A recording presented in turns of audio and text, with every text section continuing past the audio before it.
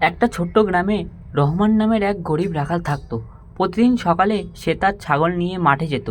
রোদ বৃষ্টি ঝড় সব কিছুই সহ্য করে সে তার কাজ করত। কিন্তু রহমানের মনটা ছিল স্বপ্নে ভরা। সে একজন বড় ব্যবসায়ী হতে চেয়েছিল। তার প্রচুর গরু ছাগল থাকবে।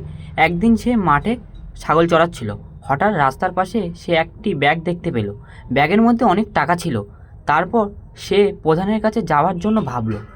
যেই কথা সেই কাজ। সে প্রধানের কাছে গিয়েছিল, টাকাটা জমা দিল। টাকাটা জমা দেওয়ার সময় প্রধান তাকে বলল, রহমান, এই স্বার্থপর দুনিয়া তোমার মতন সৎ মানুষ আজ বিরল। তোমার সততা এই গ্রামের আসল শক্তি। টাকাটা ফেরত দিয়ে যখন রহমান বাড়ির পথে রওনা দিল, তার মুখে ছিল শান্তির হাসি। সেদিন সে বুঝেছিল সততা মানুষকে গরিব নয়, মহান বানিয়ে দেয়। কিছুদিন পর জানা গেল ওই টাকাটা ছিল এক বড় ব্যবসায়ীর। রহমানের সততা দেখে তিনি তাকে অনেক টাকা উপহার দিলেন। আর সেই টাকা রহমান গড়ে তুলল নিজের গরুর খামার আর এক নতুন বড় বাড়ি। মনে রেখো, সততা ধীরে চলে, কিন্তু যখন উঠে দাঁড়ায় ভাগ্যকে পাল্টে দেয় প্রলয়ের মতন।